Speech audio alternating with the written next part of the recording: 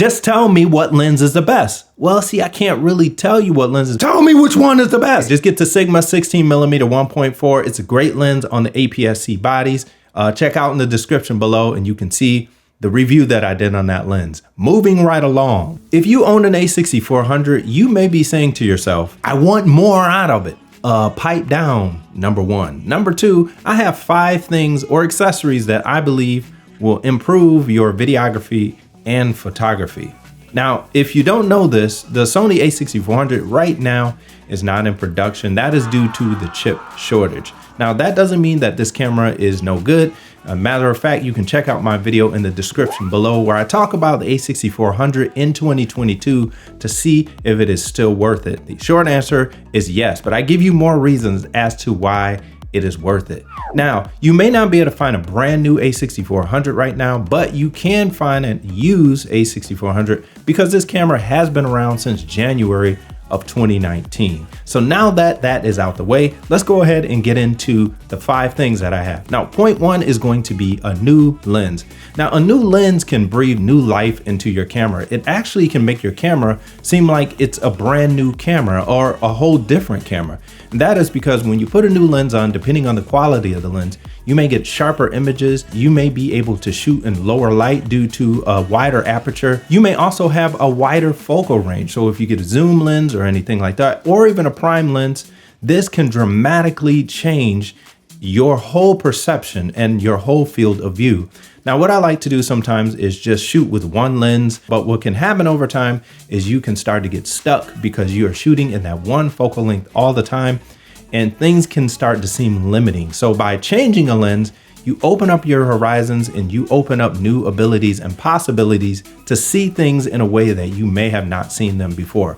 Now, I know a lot of people are saying, so what's the best lens to get? Well, first of all, I can't tell you what lens is best because each lens is going to be different and each focal length is going to give you a different results based on what you need it for. Just tell me what lens is the best. Well, see, I can't really tell you what lens is. Tell me which one is the best. Just get the Sigma 16mm 1.4. It's a great lens on the APS-C bodies. Check out in the description below and you can see the review that I did on that lens. Moving right along. Number 2 is an external monitor. Now, an external monitor is good for a lot of things. Number 1, if you actually attach it directly to your camera, it can add weight to the A6400. And the benefit of this is because the A6400 doesn't have image stabilization, the extra weight and the mass on your camera can greatly improve when you're hand holding the camera, the steadiness of everything. I don't know if that makes sense, but I think you get it. The other thing a monitor can do is it can add monitoring capabilities that the A6400 doesn't have.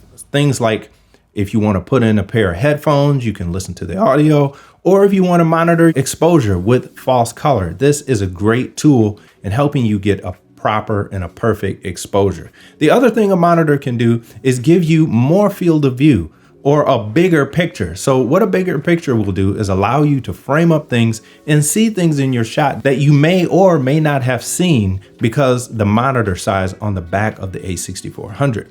Now, this is going to help in things like when you're trying to get focus. Sometimes you can think you have focus, but you may not have focus. And yes, the camera does have zebras, the camera does have focus peaking and that sort of thing, but to be able to see everything right up close makes it really easy. So I would recommend getting an external monitor. Well, what's the best external monitor? Again, I can't tell you what the best external monitor is because it depends on you. What's the best external monitor? Okay, just get the Atomos Ninja V. It's a great monitor. It has internal recording. It'll add weight.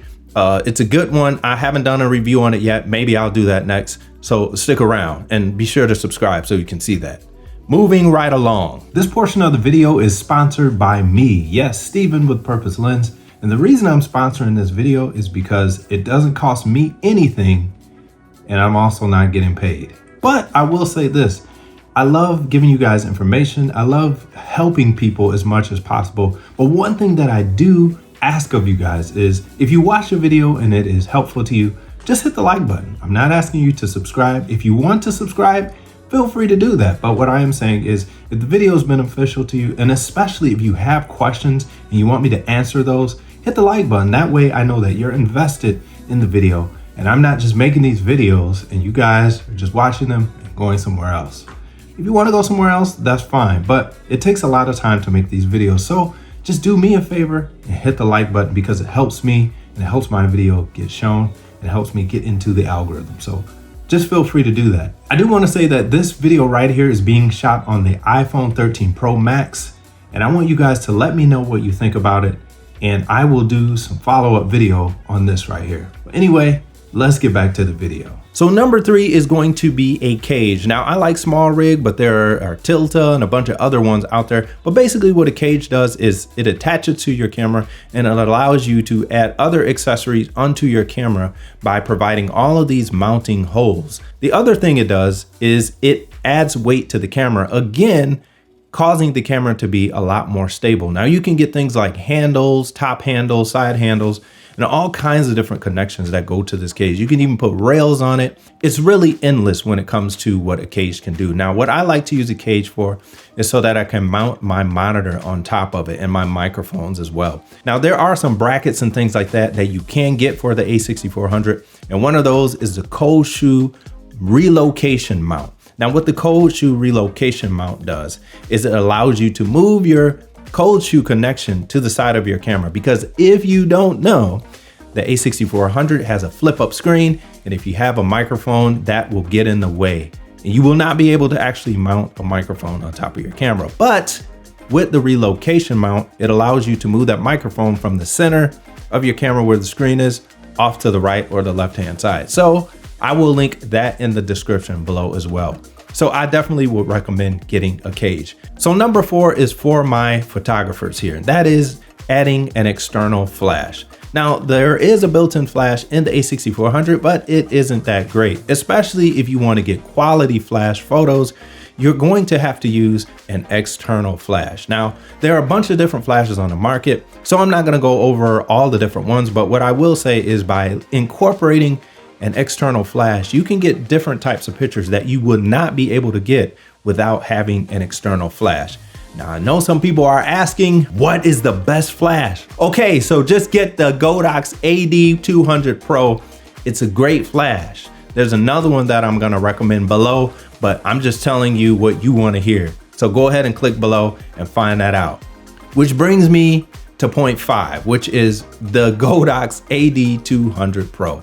Now the Godox AD200 Pro is a great flash, and one of the reasons is that it's compact. It's not a huge flash, but it also features a detachable battery, so you can get multiple batteries and keep this thing going all day long if you need to. And it has some pro features on it, like a modeling lamp. So a modeling lamp is if you want to see what your flash is gonna look like before you take the picture, you could turn this on, and it helps you to grab focus when the light is low. The other good thing about this is it has a built-in wireless receiver. So if you have the Godox wireless trigger, you can trigger this flash, and it's all built in internally. Now, another one of the features is this confirmation beep that you get after you take a photo. And this is really helpful when you're wondering if the flash has recycled yet. The other thing is this flash has very fast recycle times. Even when you're shooting at full power compared to the smaller speed lights, this one is pretty good. So that wraps it up for tips and tricks, or the 5 things that will make your experience with the A6400 better. Now, if you want to see more about the A6400, then click here. Until next time, I'll holler at y'all later. I'm out. Peace.